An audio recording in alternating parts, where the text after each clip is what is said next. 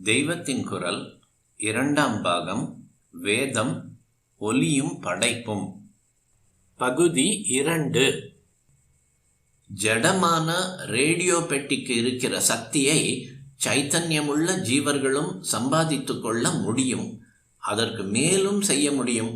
தபஸ்தான் இந்த சக்தியை தருவது. ஒரு சத்தியத்தை தெரிந்து கொண்டுதான் ஆவது என்று அதற்காக அன்ன ஆகாரத்தை விட்டு வீடு வாசலை விட்டு எப்போது பார்த்தாலும் அதே சிந்தனையாக மனசை ஒருமுகப்படுத்தி விட்டால் அதுதான் தபஸ்.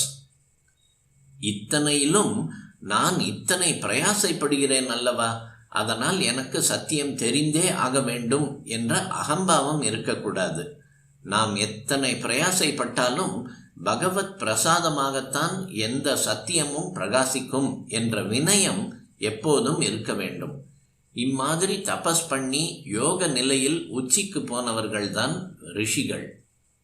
ரிஷிகளுக்கு லோக சிருஷ்டியிலே ஏற்படும் சகல சலனங்களும், அதாவது பரமாத்மாவின் சுவாச கதிகளும் தெரிந்தது மட்டும் இல்லை, மின்சார அலையை சப்த அலையாக கன்வெர்ட் பண்ணுவது, மாற்றுவது போல அந்த சலனங்களுக்குரிய சப்தங்கள் மனுஷ்ய காதுக்கு எட்டுகிற சப்தங்களாகவும் அவர்களுக்கு தெரிந்தன. அப்படிப்பட்ட சப்தங்களையே வேத மந்திரங்கள் என்று தந்திருக்கிறார்கள்.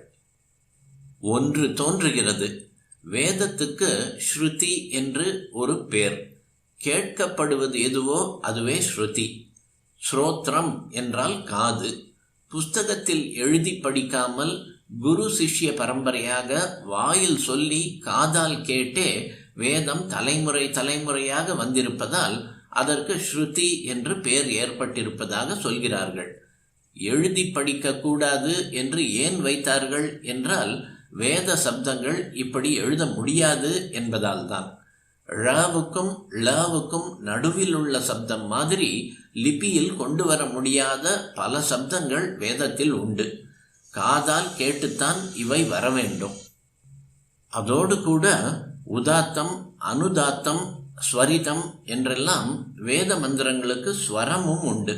அதாவது ஒரு அக்ஷரத்தை உயர்த்த வேண்டும், இன்னொன்றை தாழ்த்தி சொல்ல வேண்டும், சிலதை சமமாக சொல்ல வேண்டும்.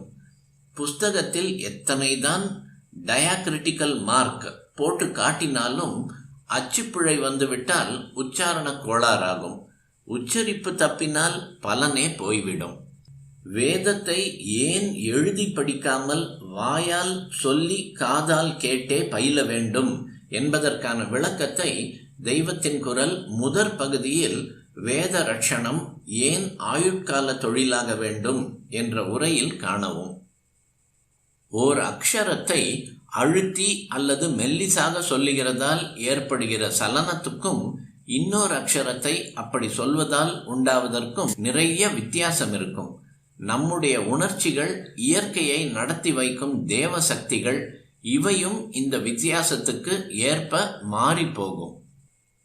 ஒன்றுக்கொன்று உச்சாரணம் மாறுபட்டால் எத்தனை விபரீதம் உண்டாகிவிடும் என்பதற்கு வேதத்திலேயே தைத்திரிய சம்ஹிதையில் ஒரு கதை இருக்கிறது. இந்திரனை வதைக்கக்கூடிய பிள்ளை தனக்கு பிறக்க வேண்டும் என்பதற்காக துவஷ்டா என்ற தேவதச்சன் ஒரு மந்திரத்தை ஜபம் பண்ணினான். அப்போது அக்ஷரங்களின் உச்சரிப்பில் உதாத்தம், அனுதாத்தம் என்று சொன்னேனே, இந்த உயர்த்தல் தாழ்த்தலில் அவன் தப்பு பண்ணியதாலேயே அவன் விரும்பின பலனுக்கு நேர்மாறாக இந்திரனை வதைக்கக்கூடிய பிள்ளைக்கு நேர்மாறாக இந்திரன் வதைக்கக்கூடிய பிள்ளை, அதாவது இந்திரனால் வதைக்கப்படக்கூடிய பிள்ளை தனக்கு வேண்டும் என்று அவன் பிரார்த்தித்ததாக ஆகிவிட்டது. கதையும் அப்படியே பிற்பாடு நடந்தது. ரேடியோவில் ஒரு வேவ் லெங்த் அலைவரிசை கொஞ்சம் தப்பினால் கூட வேறு ஏதோ ஸ்டேஷனை அல்லவா பிடித்து விடுகிறது.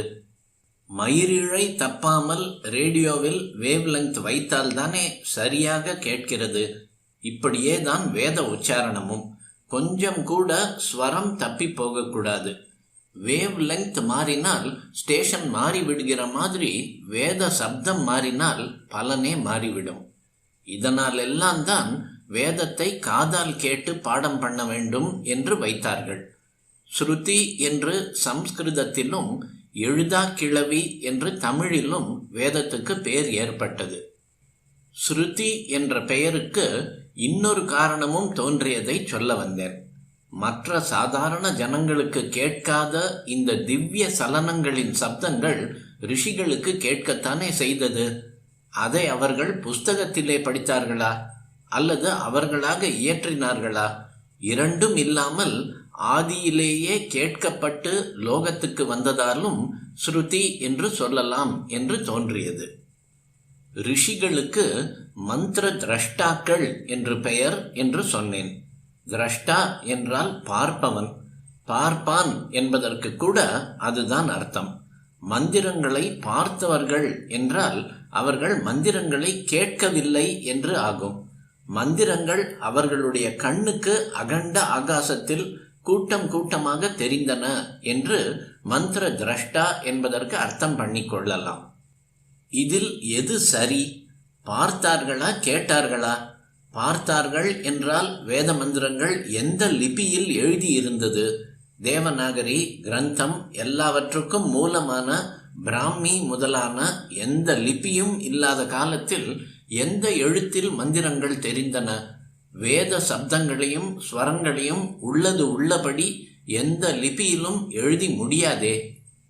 இதற்கெல்லாம் பதில் என்னவென்றால், பார்த்தார்கள் கேட்டார்கள் என்றெல்லாம் சொன்னாலும் வாஸ்தவத்தில் வேத மந்திரங்கள் ரிஷிகளுடைய உயர்ந்த தியான நிலையில் அவர்களுடைய ஹிருதயத்திலே ஸ்புரித்தன, அதாவது ஃபிளாஷ் ஆயின என்பதுதான்.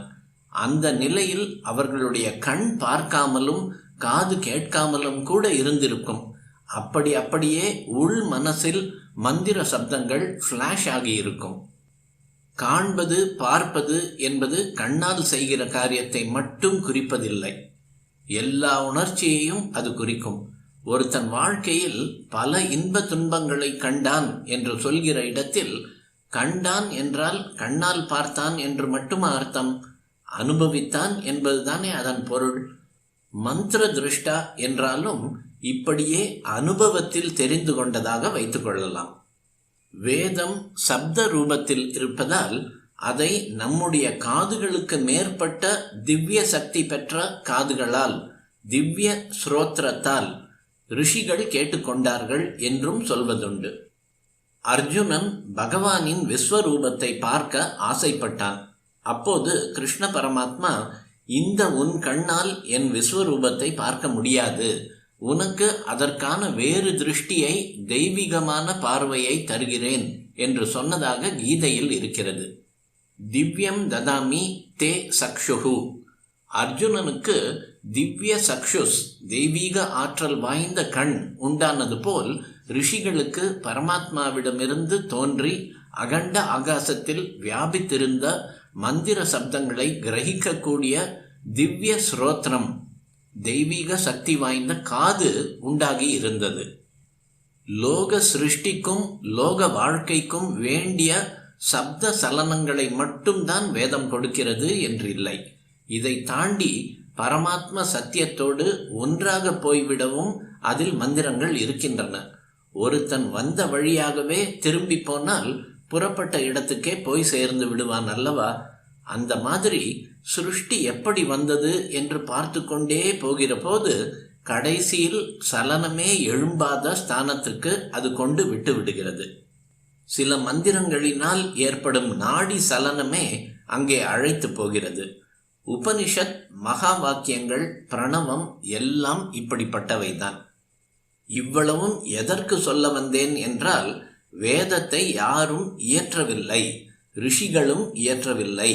பரமாத்மாவுமே கூட யோசித்து யோசித்து ஓலைச்சுவடியும் எழுத்தாணியும் வைத்துக்கொண்டு வேதத்தை எழுதவில்லை என்று விளக்குவதற்குத்தான்.